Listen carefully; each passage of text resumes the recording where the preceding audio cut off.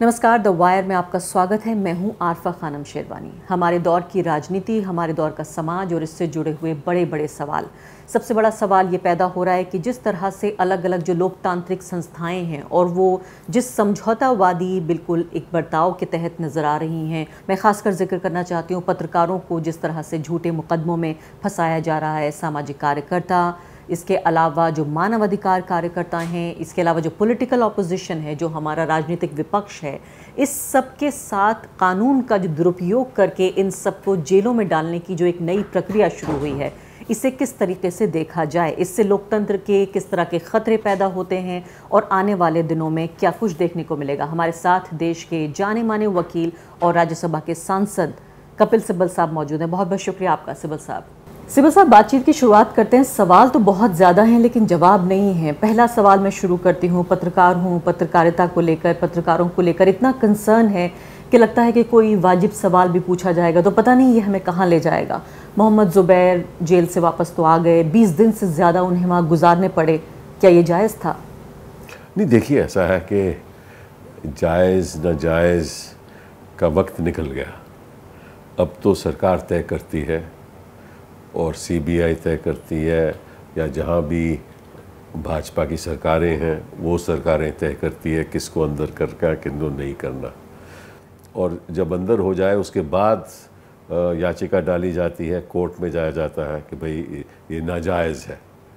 तो इतनी देर में तो वो जेल चले जाता है शख्स, वो पत्रकार जेल चले जाता है, उसको भुगतना पड़ता है। और कैसे ज़ुबैर तो खैर बाहर आ गया। कई ऐसे पत्रकार हैं जो आज तक सदीक कपन जिसका मैं केस कर रहा था, वो आज तक जेल में है और कोई सुनवाई नहीं हो रही। और तो 5 ऐसे कश्मीरी जर्नलिस्ट हैं जिनको उनमें से एक को कम से कम 700 से ज़्यादा दिन गुजर चुके हैं सिर्फ जेल के अंदर। सुनवाई नहीं होती। और मैं खुद देखता हूँ कि खैर पत्रकारों की बात और है, जहाँ जहाँ भी सरकार के खिलाफ कोई बात करता है, चाहे वो पत्रकार हो, चाहे वो आम आदमी हो, चाहे वो बॉलीवुड के लोग हों, चाहे वो पॉलिटिशियन लोग हों, तो उनके खिलाफ कार्रवाई शुरू हो जाती है। सिब्बल साहब, न सिर्फ कि आप एक राजनीतिज्ञ हैं, आप एक पॉलिटिशियन हैं, इसके अलावा आप देश के एक जाने माने वकील हैं, आप जिरह करते हैं जजों से। देश के सुप्रीम कोर्ट के रहते, इतनी सारे हाई कोर्ट्स के रहते हुए मोहम्मद ज़ुबैर को जेल में गुजारना पड़ा। मैं बार बार इनके केस को इसलिए हाईलाइट करना चाहती हूँ क्योंकि इतना कमज़ोर ये मुकदमा था कि हंसी आ रही थी कि वाकई ये मुकदमा दर्ज हुआ है। इस तरह के बहुत सारे मुकदमे मेरे जैसे पत्रकारों पे होते ही हैं। इसके अलावा वो डोरमेंट केसेस जिनके बारे में मुझे पता भी नहीं है कि पता नहीं किन किन थानों में मेरे खिलाफ या मेरे जैसे पत्रकारों के खिलाफ दर्ज होंगे, और एक बार अगर मौका हाथ में लगे कि गला दबोच लिया, उसके बाद पता चला कि 1 दर्जन मुकदमे पहले से। अदालतों के होने के बावजूद और हमारी सुप्रीम कोर्ट के होने के बावजूद 20 दिन तक एक व्यक्ति को 20 दिन से ज़्यादा तक जेल में रहना पड़ा। इससे पता क्या चलता है? देखिए, प्रॉब्लम सुप्रीम कोर्ट की नहीं है। प्रॉब्लम ये है कि जहाँ जो मैजिस्ट्रेट बैठे हुए हैं, उसके बाद जो हाई कोर्ट जज बैठे हुए हैं, प्रॉब्लम मैजिस्ट्रेट के लेवल पे है। क्योंकि ऐसे ऐसे मुकदमे वहाँ जाते हैं जहाँ मैजिस्ट्रेट को तुरंत बेल दे देनी चाहिए, लेकिन पहले अरेस्ट होती है, याचिका डाली जाती है बेल की, तो उसमें नोटिस दिया जाता है। नोटिस जब दिया जाता है तो प्रोसिक्यूशन कहती है जी हमें वक्त चाहिए। वक्त मिलता है तो प्रोसिक्यूशन कहती है हम कार्रवाई कर रहे हैं। जब तक कार्रवाई पूरी नहीं होगी, कोर्ट स्टेटस रिपोर्ट मांगता है। स्टेटस रिपोर्ट 4 दिन के बाद आती है। इतनी देर में वो जेल में चले जाता है। कई स्टेटस रिपोर्ट आती है, कार्रवाई ख़त्म नहीं होती। जब तक कार्रवाई ख़त्म नहीं होगी बेल की बात नहीं होती। तो ये सब चलता रहता है। फिर चार्जशीट हो जाती है। जब चार्जशीट हो जाती है तो प्रोसिक्यूशन कहती है कि जी अब तो चार्जशीट हो गई, अब तो आरोपी हो गया, अब बेल कैसे दे इसको। तो इतनी देर में पत्रकार जो है या कोई भी जेल में गया हुआ है वो हाई कोर्ट में चले जाता है। हाई कोर्ट कहती है कि भाई अब तो चार्जशीट फाइल हो गई, अब हम मुकदमा कैसे आपको बेल दें। तो नेचुरली आरोप तो होते हैं चार्जशीट में। अब ये आरोप सही है गलत है वो तो ट्रायल में तय होगा, पर वक्त लगेगा। अच्छा, उस पर वक्त लगेगा। और जैसे आरोप पढ़े जाते हैं वो सब गलत भी होते हैं। लगभग मैंने कई बार देखा है कि आरोपी गलत होते हैं, उनको बेबुनियाद होते हैं, लेकिन उसको जज को कैसे बताया जाए कि बेबुनियाद है। वो कहता है ये तो स्टेज ही नहीं है। लेकिन एक दलील इसमें ये थी कि क्यों नहीं सुप्रीम कोर्ट ने अपनी जो उनके पास प्रिविलेजेस, जो ताकतें हैं, उसका इस्तेमाल करके मोहम्मद ज़ुबैर को पहली ही बार में, बजाय इसके कि उन्हें इंटरिम बेल दी जाती, फिर उसको आगे बढ़ाया जाता, फिर वो हाई कोर्ट्स गए, इस दौरान 3 हफ्ते गुजर गए, पहली बार में ऐसा क्यों नहीं हो गया? कोर्ट के भी तरीके होते हैं। कोर्ट पहली बार ही बिना सुनवाई के कोर्ट बेल दे दे तो फिर आरोप लगाया जाएगा कि कोर्ट ने प्रोसिक्यूशन को नहीं सुना, स्टेट को नहीं सुना। तो कोर्ट के भी तो अपनी दिक्कतें हैं ना, एक प्रोसीजर होता है, उसके प्रोसीजर के मार्ग। लेकिन ये दिक्कत मैजिस्ट्रेट कोर्ट से शुरू होती है। सुप्रीम कोर्ट तो आखिरी कोर्ट है ना। अब हर बात पे आप सुप्रीम कोर्ट चले जाओ और सुप्रीम कोर्ट को बोलो कि बेल तुरंत दो, ये मुश्किल हो जाता है। चलिए, जो आप मैजिस्ट्रेट कोर्ट की बात करें, मैं भी वहीं आने वाली थी। जो लोअर जुडिशरी में जो हमारे यहाँ समस्याएं हैं, मैं खासकर इसमें जिक्र करना चाहती हूँ जो लखीमपुर वाला मामला था, जिसमें पूरे तरीके से आप ये देखिए कि बेबुनियाद, जिसमें मोहम्मद ज़ुबैर ने खासकर जो फ़िलिस्तीन का मुद्दा था, उसमें गलत मस्जिद का तस्वीर लगा के ख़ास टीवी चैनल ने चलाया। मोहम्मद ज़ुबैर ने उसको एक्सपोज किया कि आप ये गलत कर रहे हैं, पुलिस को टैग भी किया कि देखिए ये चैनल ऐसे कर रहा है। उसी चैनल का रिपोर्टर केस फाइल करता है और जज साहब वहाँ पर बेल को देने से इनकार कर देते हैं। तो अब आपके सवाल का जवाब तो आपने जो कहा, जवाब तो उसी में आपको मिल जाएगा कि मैजिस्ट्रेट बेल देने को तैयार ही नहीं है। क्यों नहीं है, इसके ऊपर तो जुडिशरी में चर्चा होनी चाहिए। क्या राजनीति से प्रभावित है? बिल्कुल, एडमिनिस्ट्रेटिव लेवल पे चर्चा होनी चाहिए कि आप ऐसे मुकदमों में बेल क्यों नहीं देते। सुप्रीम कोर्ट को एक कड़ा, मतलब कि ऐसा फैसला देना चाहिए जिससे एक मैसेज चले जाए मैजिस्ट्रेट कोर्ट्स में कि आप नहीं कर सकते। देखिए, ऐसा है कि कोई भी पावर का इस्तेमाल करना होना तो उसके भी एक मापदंड होते हैं। तो उससे अलग होकर अगर मैजिस्ट्रेट अपनी पावर का इस्तेमाल करे या हाई कोर्ट जज भी इस्तेमाल करे, तो सिस्टम में एक मैकेनिज्म होना चाहिए कि उसकी अपनी एक इंटरनल कार्रवाई होनी चाहिए कि आपने क्यों किया ये। लेकिन यहाँ तो सल्तनत लगी हुई है, वो कर दिया तो कर दिया। और मैंने कई बार देखा है सुप्रीम कोर्ट कहती भी कि आपको ऐसा नहीं करना चाहिए, लेकिन जज उसको नज़रअंदाज कर देते हैं। क्या हम ये कह सकते हैं कि जो हमारी जो लोअर जुडिशरी है वो राजनीति से प्रभावित हो रही है, सरकार के दबाव में काम कर रही है? देखिए, मैं ऐसी बात कहूँगा तो उचित नहीं होगा, लेकिन ज़रूर कहना है कि मैजिस्ट्रेट लेवल पे और कई हाई कोर्ट लेवल पे भी और कई बार सुप्रीम कोर्ट भी नहीं देती बेल, और हमें लगता है कि बेल देनी चाहिए क्योंकि इसमें कोई मुकदमा नहीं है, लेकिन नहीं देती।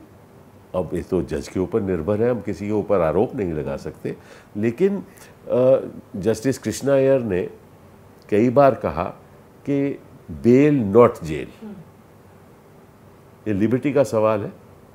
तो हर केस में जब तक कोई टेररिज्म का सबूत वाला केस न हो, यूएपीए का सबूत वाला केस न हो, 420 के केस में बेल नहीं दी जाती। 6-6, 7-7 महीने, साल भी लग जाते हैं 420 के केस में। अब 520 के केस में बेल नहीं देना, वो तो मतलब कि मुझे और आरोप करता है कि भाई इसने मेरे साथ धोखेबाजी की, चीटिंग की, और इसने जान के चीटिंग की, इंटेंशनली चीटिंग की।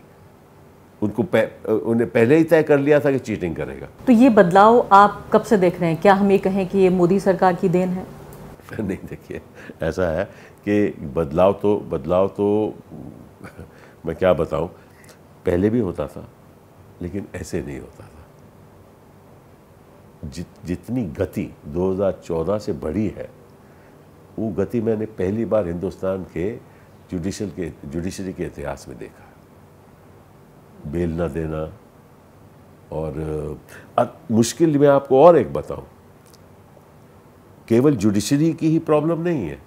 प्रॉब्लम है कि सरकार की जो एजेंसीज है, जो इन्वेस्टिगेटिंग एजेंसीज है, चाहे वो सीबीआई हो, चाहे वो ईडी हो, वो इन्वेस्टिगेशन एजेंसी सरकार के इशारे पे चलती है। ये एनजीओ ठीक नहीं है तो इसके खिलाफ कार्रवाई शुरू कर दो, ईडी का केस शुरू कर दो। ईडी के केस में जो बेल प्रोविज़न है वो ये है कि प्रोसिक्यूटर को सुना जाएगा, और जब तक आप जज को ये नहीं बता सकते कि आप इनोसेंट हो, तब तक आपको बेल नहीं मिलेगी। दुनिया में ऐसा कोई प्रावधान नहीं है, ऐसा कोई सेक्शन नहीं है जहां आपको ये बताना पड़ेगा जज को कि मैं बेकसूर हूं। अरे बेल के वक्त मैं आपको कैसे बता सकता हूं कि मैं बेकसूर हूं? मेरे पास तो दस्तावेज ही नहीं है। जो आरोप जो इन्वेस्टिगेशन एजेंसी आरोप लगा रही है, चाहे वो सीबीआई हो चाहे वो ईडी हो, वो कह रही है हम इन्वेस्टिगेशन कर रहे हैं। अच्छा, वो इन्वेस्टिगेशन के कागजात तो उनके पास हैं, और जो लॉ है, वो कानून है, वो कहता है कि मुझे तब तक बेल नहीं मिलेगी जब तक प्रोसिक्यूटर की सुना नहीं जाएगा, और जब तक जज साहब इस नतीजे पे नहीं पहुंचते कि मैं बेकसूर हूं। और अगर जज साहब इस नतीजे पे पहुंच जाए कि मैं बेकसूर हूं, तो बेल की क्या बात है? फिर तो वो जो मुकदमा ही खारिज होना चाहिए। तो ये किस किस्म का बेल प्रोविजन है? लेकिन फिर भी सुप्रीम कोर्ट ने इसको बहाल कर रखा है। लेकिन कपिल सिब्बल साहब, जो आपने इन्वेस्टिगेटिव एजेंसीज का आप जिक्र कर रहे हैं, बार बार ये आरोप लगता रहा है कि ये भी जो एक तरह से सिखाया गया, वो कांग्रेस पार्टी की सरकारों ने सिखाया, और उसका अब ये है कि हाँ, थोड़ा और 2 कदम आगे बढ़ चढ़कर फायदा उठा रही है भाजपा। 2 कदम आगे नहीं, पहले तो जो लगभग अगर 2 कदम हम चलते थे, तो अब ये मतलब कि मीलों मील चलते हैं। ये 2-4 कदम की बात नहीं है, ये एजेंसीज इनके कब्जे में है। आप देख लो हिंदुस्तान का, अब नक्शा बना लो हिंदुस्तान का, और आपको पता चल जाएगा कि जहाँ जहाँ विपक्ष की सरकारें हैं, वहाँ ईडी जो है वो पूरी छाई हुई है, और जहाँ जहाँ भाजपा की सरकारें हैं, वहाँ ईडी दिखती ही नहीं। क्योंकि मुझे याद आ रहा है सुप्रीम कोर्ट ने जो सीबीआई के बारे में कहा था कि तोता बन गया है सरकार का, कांग्रेस पार्टी के समय की बात है, ये तोते की बात कही गई सुप्रीम कोर्ट के जरिए। बिल्कुल, उस समय तो क्योंकि कुछ केसेस में आरोप लगे। देखिए ऐसा है, वो आपका टेलीकॉम स्कैम हुआ, उसमें सुप्रीम कोर्ट ने दलील दी, कई जजमेंट दी, बड़ी सख्त जजमेंट दी। उसका नतीजा क्या हुआ? क्या नतीजा हुआ? कुछ नहीं निकला। वही बात कोल स्कैम की है। तो ये जो फैसले भी सुप्रीम कोर्ट ने किए, इसका नतीजा क्या निकला? कुछ भी नहीं। तो आरोप कांग्रेस पार्टी पे लगता है। कांग्रेस पार्टी का इसमें क्या दोष है?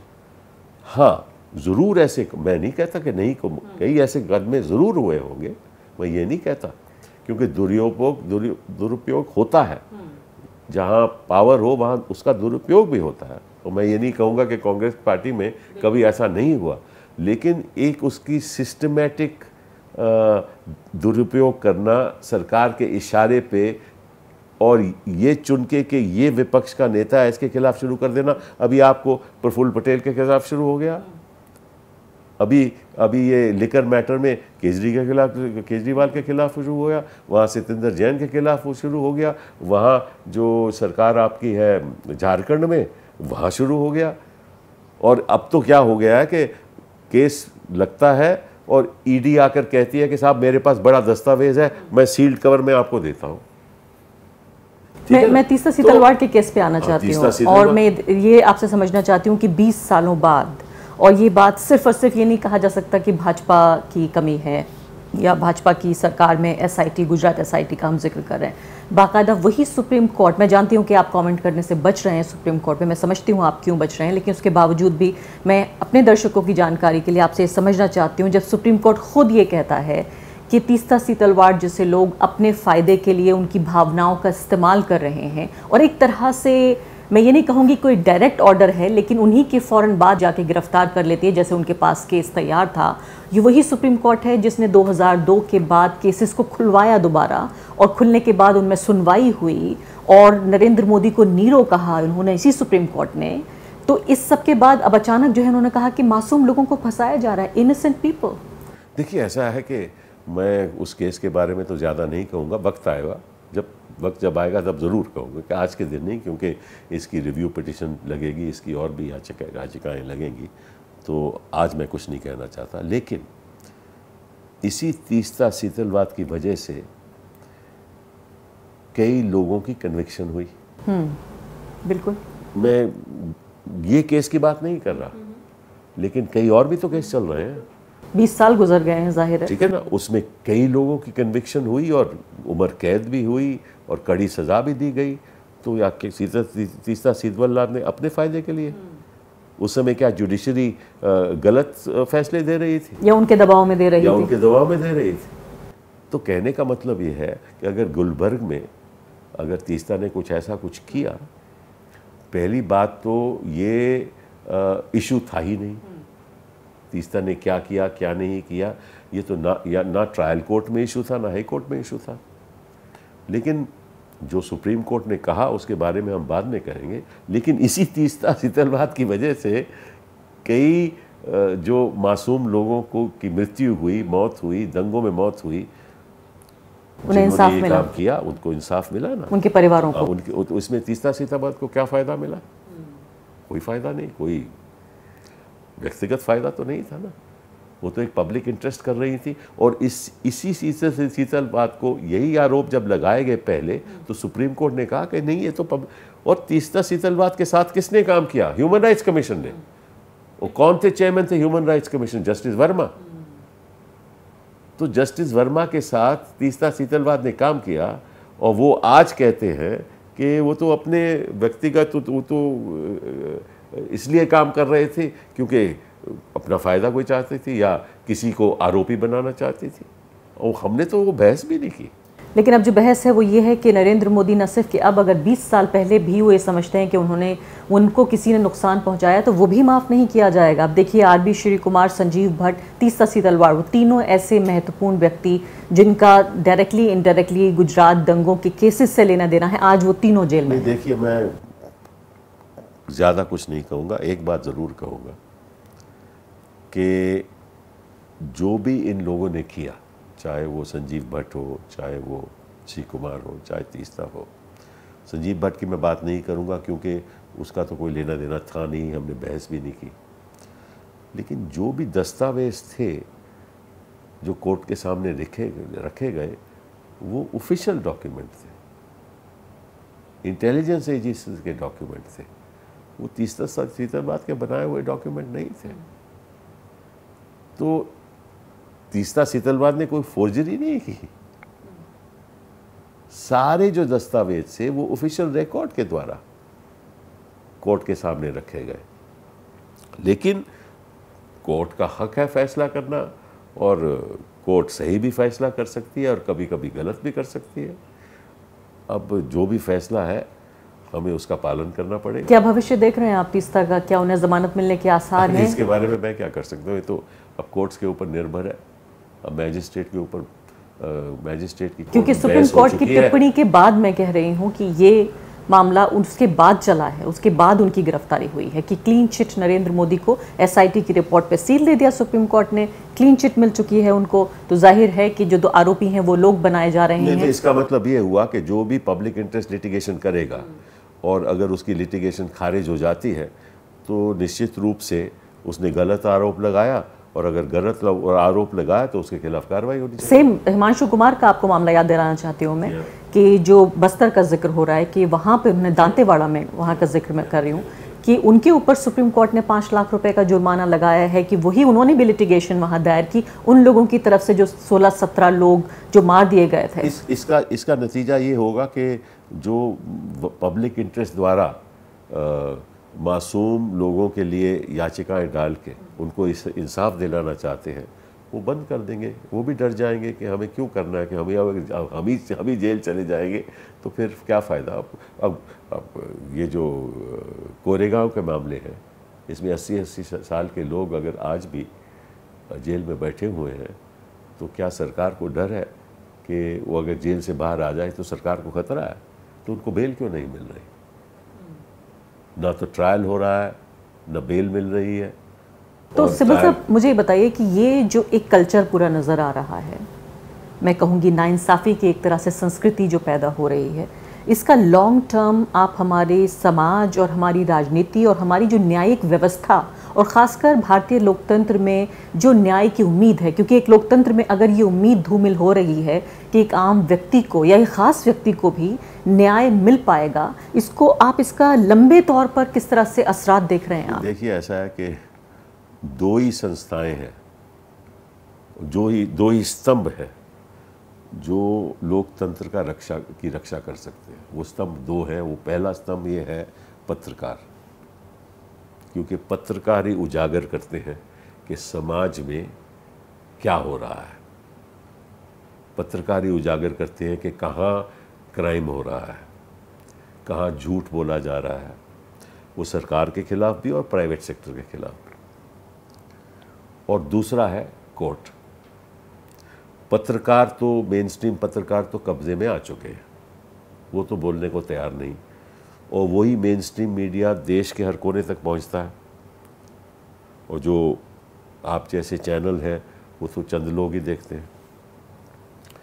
जहाँ तक कोर्ट का सवाल है, मैं समझता हूँ कि आज के वातावरण में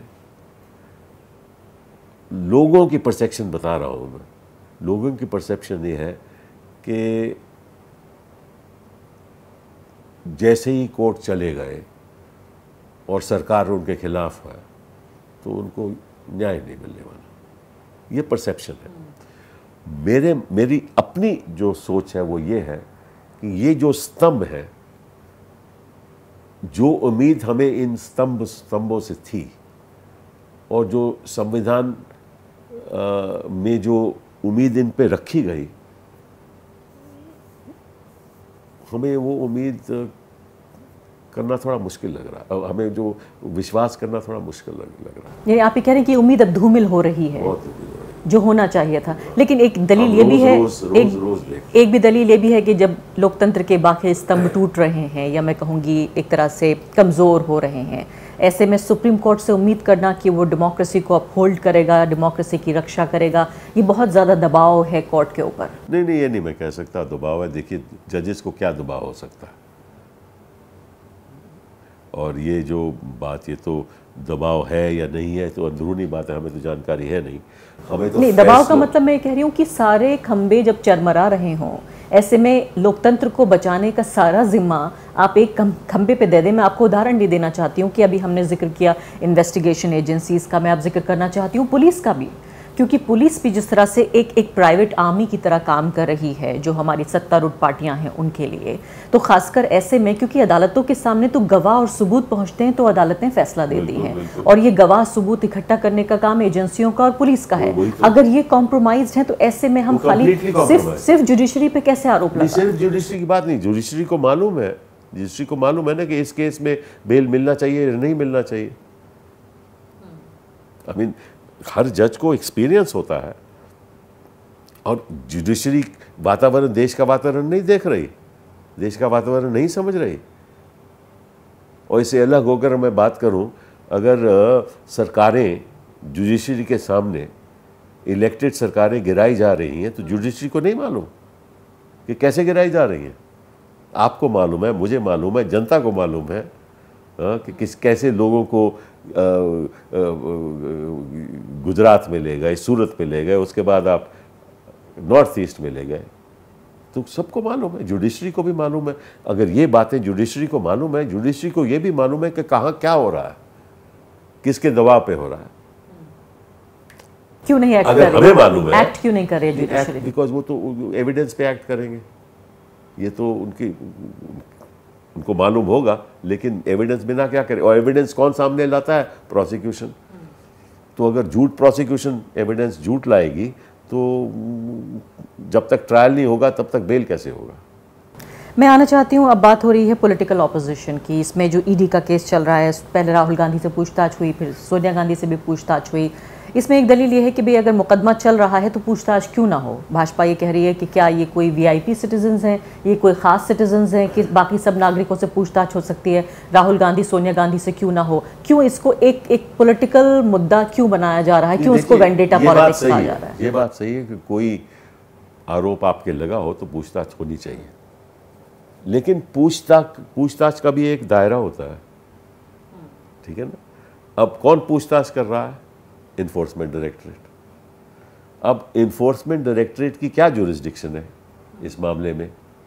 मैं ज़रा आपके द्वारा दर्शकों को बताना चाहता हूँ कि ईडी तब जुरिस्डिक्शन ईडी की होती है जब प्रोसीड्स ऑफ क्राइम, में किसी ने कोई कत्ल किया, ठीक है, और कत्ल करवाया और बोला कि तुम 20,000 ले लो, इसका कत्ल कर लो, उसने कत्ल कर दिया, तो 20,000 प्रोसीड्स ऑफ क्राइम हो गए, ठीक है। उस 20,000 को अगले ने ज्वेलरी खरीद ली, जो 20,000 उसको मिले उससे ज्वेलरी खरीद ली और ज्वेलरी दिखा दी कि ये मेरी बीवी की है। तो ये जो इन्फोर्समेंट डायरेक्टर है तभी आता है जब वो ज्वेलरी खरीदे और प्रोसीड्स ऑफ क्राइम को ऐसा दिखाए कि वो तो मेरी आमदनी थी, तब ईडी आता है। ठीक है। अब इस मामले में क्या है कि इन्होंने कहा कि यंग इंडियन एक ऑर्गेनाइजेशन बनाई। यंग इंडियन जो है वो एक सेक्शन 25 कंपनी है। मतलब सेक्शन 25 कंपनी का मतलब कि ये एक, इसमें कोई शेयर होल्डर को प्रॉफिट नहीं मिल सकता। ठीक है। सेक्शन 25 कंपनी है और अगर शेयर होल्डर को प्रॉफिट ही नहीं मिल सकता तो प्रोसीड्स ऑफ क्राइम तो हो ही नहीं सकते, और अगर प्रोसीड्स ऑफ क्राइम हो ही नहीं सकते तो ईडी कैसे आ सकता है उसके दायरे में? तो फिर किसको जांच करनी थी? जांच हो ही नहीं सकती ईडी की, ये सारी जांच ही बेबुनियाद है। तो फिर ये भ्रष्टाचार का जो मुकदमा है इसकी जांच कौन करता? जीरो मुकदमा है, इसमें मुकदमा कोई तथ्य ही नहीं है। क्या किसका भ्रष्टाचार हुआ? क्या राहुल गांधी को पैसे मिले? क्योंकि राहुल गांधी कह रहे हैं उन्होंने एक पैसा भी नहीं लिया, वो कह रहे मैंने एक पैसा भी नहीं लिया। पैसे मिले और मिले तो क्या मिले बताइए। अब ये जांच इसलिए हो रही है कि आप सोनिया गांधी को जलील करो, इनकी छवि खराब करो, राहुल गांधी को जलील करो, उसकी छवि खराब करो, और ये रोज़ रोज़ छापो और फिर आपका कई मीडिया चैनल इस पर डिबेट करें और जनता समझे कि वाकई में इन्होंने कोई गलत काम किया। तो आप कह रहे हैं कि कोई केस ही नहीं बनता राहुल गांधी से, सोनिया गांधी से? Zero case. अब आप कहते हैं कि हाँ आम आदमी होना चाहिए, लेकिन जब केस ही जीरो हो तो पहले ये तो बताओ कि किस आधार पे आप जांच कर रहे हो, कौन से प्रोसीड्स ऑफ क्राइम है, कौन सा पैसा राहुल गांधी ने लिया। अब आखिरी सवाल मैं आपसे पूछना चाहती हूँ, मुश्किल सवाल है, थोड़ा बड़ा सवाल है, वो ये कि अब फिलहाल देश के जो राजनीतिक हालात अगर देखे जाएं तो उसमें देखिए अब भाजपा ने, एनडीए ने अपनी मर्जी से, अपनी मर्जी के राष्ट्रपति उपराष्ट्रपति उनके हो गए। इसके अलावा आप ये देखिए पूरी जाहिर है कि सरकार उनकी है, ज़्यादातर राज्यों में उनकी सरकार है, मीडिया का एक बड़ा हिस्सा उन्हें फेवर करता है। पॉलिटिकल ऑपोजिशन में हम देखते थे कि सोशल एक्टिविस्ट और पत्रकार भी एक परमानेंट ऑपोजिशन ही होता है, और एक पॉलिटिकल ऑपोजिशन में देखें वो भी अपने शायद सबसे कमज़ोर स्तर पर जो भारत के इतिहास में हम देखें वो देख रहे हैं। ऐसे में कई तरह के सवाल ये उठ रहे हैं कि क्या भारत का जो लोकतंत्र है, वो भारत का जो भविष्य है, क्या वो लोकतांत्रिक होगा? क्या भारत के भविष्य के जो लोकतंत्र है उसको खतरा है? नहीं, देखिए ऐसा है, लोकतंत्र का मतलब क्या है पहले तो ये समझना होगा। लोकतंत्र का मतलब, वो लोकतंत्र तभी चल सकता है अगर जो लोकतंत्र के जो इंस्टीट्यूशंस हैं, संस्थाएं हैं, वो अपना कर्तव्य संविधान के आधार पे करें। इलेक्शन कमीशन अपना कर्तव्य संविधान के अंदर इंडिपेंडेंट रहे, कोर्ट्स इंडिपेंडेंट रहे, इन्वेस्टिगेटिंग एजेंसीज इंडिपेंडेंट रहे। ये है लोकतंत्र का मतलब। मीडिया इंडिपेंडेंट रहे, ठीक है ना। जैसे क्रिकेट मैच में आपके रूल्स ऑफ द गेम है, constitution is the rules of the game, ठीक है ना, कि आप ये संस्था है इस आधार पे आगे बढ़ेगी। अगर वो संस्थाएं आप कैप्चर कर लो तो लोकतंत्र का मतलब ही नहीं है। उसको आप कह सकते हो कि हम लोकतांत्रिक देश, क्योंकि अभी भी चुनाव तो हो ही रहा है। चुनाव तो हो रहा है ना, तो आप कह सकते हो कि लोकतांत्रिक देश है हम, ठीक है, इस देश में लोकतंत्र है। लेकिन वास्तविकता ये है कि वो जो लोकतंत्र जो संविधान की सोच के आधार पे बनना चाहिए था, उसको बर्बाद रोज के रोज किया जा रहा है। इसी चिंता के साथ फिलहाल आपके साथ बहुत बहुत शुक्रिया, आपने हमें समय दिया बातचीत के लिए। द वायर के और वीडियोस देखने के लिए सब्सक्राइब करें और बेल आइकन पर क्लिक करें। स्वतंत्र पत्रकारिता की आर्थिक मदद करने के लिए डिस्क्रिप्शन में दिए गए लिंक पर जाएं और अपनी राशि चुनें।